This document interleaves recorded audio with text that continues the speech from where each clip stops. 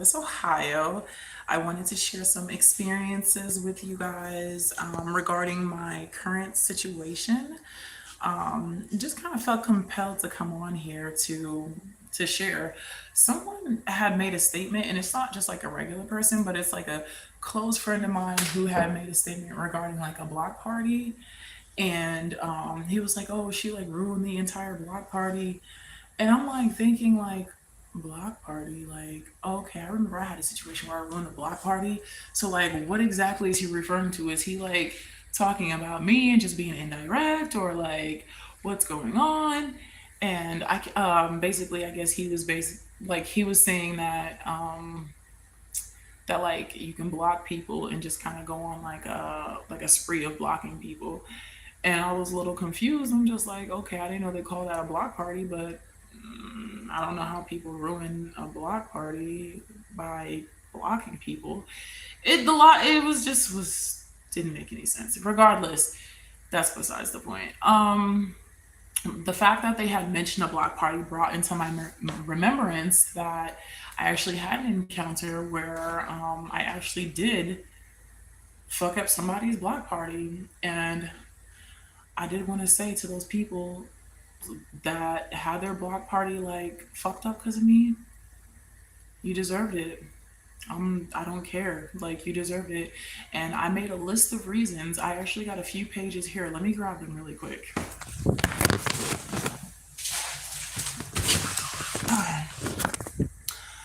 I made a list of reasons. Okay, let me get my papers. These are all the papers, y'all.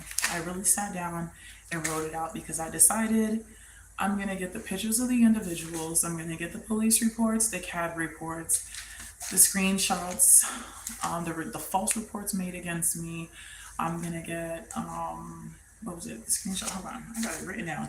Screenshots, just anything, even like body cam footage from the officers of like the first encounter that I've had with an officer. And that's something I really want to talk about, because when I say like I believe some of those cops are working with some of those people that were involved in corrupt things, I 100% and wholeheartedly believe that some of them definitely went rogue. They got a few bad apples in that department, and unfortunately that's what I had to deal with. Okay. So I'm not gonna say everything that's on these papers, so don't think I'm about to just sit here and start reading shit. No. What I did is just I kind of made some bullet points and some things I really want to focus on for each situation. And then once I release my documentary, then you guys will have everything in detail. But just so you can know what's up and coming and what to expect from me. So, what I have written on here is just like all the different encounters that I had while living in my home and the encounters I actually had in the home.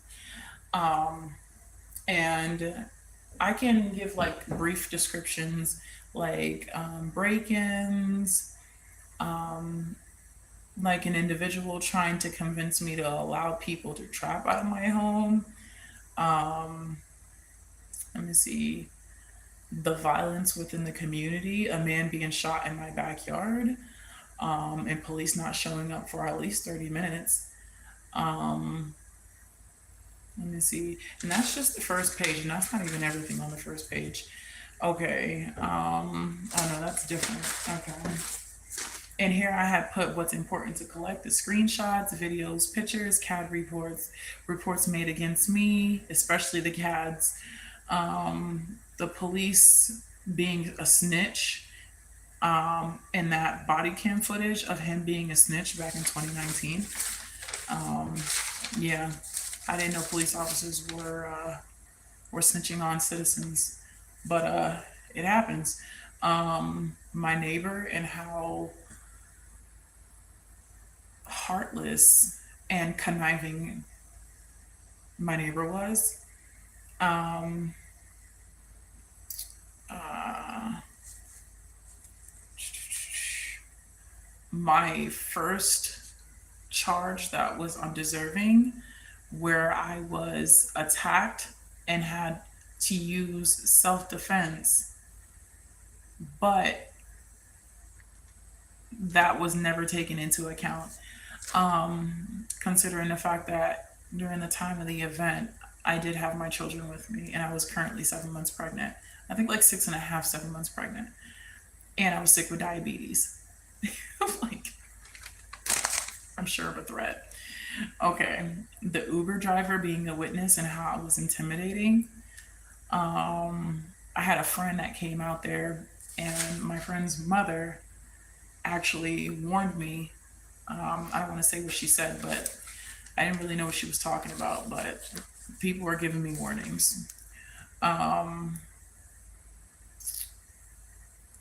oh yeah, just like people like my church friends and stuff being scared of the neighborhood and being scared of the police and refusing to even associate themselves with me because they were frightened. And they explained this to me. They said, well, you know what? Like when you're pulling in out of your home, be very watchful, be very careful. And I was confused when this person had made that statement because I'm just like, what am I being watchful and stuff for? I didn't realize to what extent this was. I didn't know that the people that I was involved with and friends with were also being intimidated. So that was another red flag, and I have that written down on my list. The property manager, aka the landlord, and how she messed up on my documents and illegally messed up on my documents, like purposely and illegally, and having to reach out to higher up within the organization that's affiliated with her, the complex that she was managing, and how they had to make a correction for the purposeful mistake that she made to try to keep me from being able to be a mother. It was really evil. All right. So I have that one, and on each page that I'm reading, I have bullet points for every event, like description, but I'm not going into detail. So that's coming later if you guys want to know. So this is, you can expect a movie at this point. The assault taking place where with my mask, and my mask was laced with something that was sweet smelling. All I can remember is it smelled kind of floral, and it made me feel like weak, like like I was dehydrated and needed water, like kind of weak. But then again, let me mention that I was pregnant too, and I also had gestational diabetes. Let me be clear, and it went away after 2 weeks, which was the weird part, but I haven't had any experiences since. But I had gestational diabetes when I was pregnant with my youngest son, and that also could have been a possibility, but it still doesn't explain why, whenever I took the mask off, I felt normal. So that was always in the back of my head, like, what was that? Why did my mask smell the way that it did? The shootings within the community and how the shootings happened, and the lack of proper investigation, carelessness, and neglect by the department. And it's not all of them, but there are certain few that just don't give a fuck about being a police officer. They just take orders and get paid and go home to their family, and they're happy because they made an oath to take an order, and they need to take care of their family. They don't want to be targeted next. So many reasons. So I don't blame them. Most people, they can't handle this type of pressure. Um, Human trafficking also being part of this. And I'll get into detail about the human trafficking part. This is something that I can't just say without actually giving an explanation for. So I will definitely make sure I collect all the evidence necessary to be able to back up my statements. This is not something I'm just throwing out in the air. I'm going to explain why human trafficking is an important part of all of this, and rape. Let's see. Okay, and that pretty much sums up. That's all the papers. Excuse me. Ooh, so I'm exhausted. But that pretty much sums up what I wanted to talk about. There's just so much going on in the state of Columbus. I mean, state of Columbus, state of Ohio, and Columbus specifically. And I'm stuck in between. Well, is the state afraid of the people, or is the state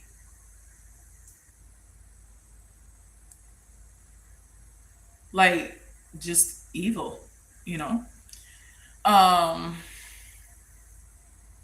and I'll elaborate.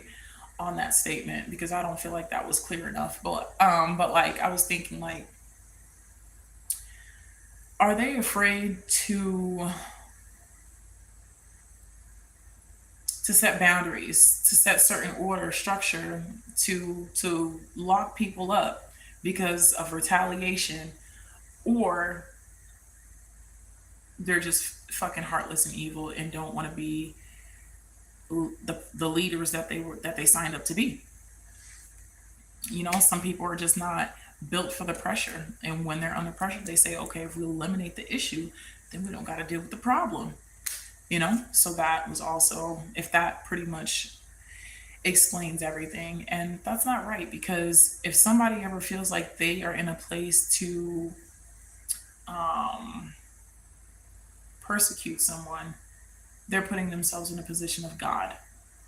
And that's blasphemy. You did not put this person in the world. You were not given an order by the Most High to take someone's soul. Um, so it's just so much on my mind regarding that. But recently I found a bullet. I don't know where the bullet came from. It was in my home. I'm like, bro, like I just swept my floor. I mopped my floor the night before I found that bullet. Actually, and I found it in the morning at 9 a.m. Actually, I think it was like between 9 and 10 a.m. And I was like, bro, I know I swept this floor. And I used my Swiffer to Swiffer all the corners of the floor. You would think that the way that I mopped and swept, that I would have seen it, but I didn't see it till the next morning. So that was really unusual. But I would like to elaborate on that a little bit more too. But um, that's a story for another, for the documentary that I'm gonna release. I don't say that I want to release this documentary to bash anyone or hurt anyone, but I say this to share my experience and to help others out there that are in the same predicament or similar. And there's a few other things I want to touch base on, but I'm going to touch base on these certain things that I want to cover on independent videos.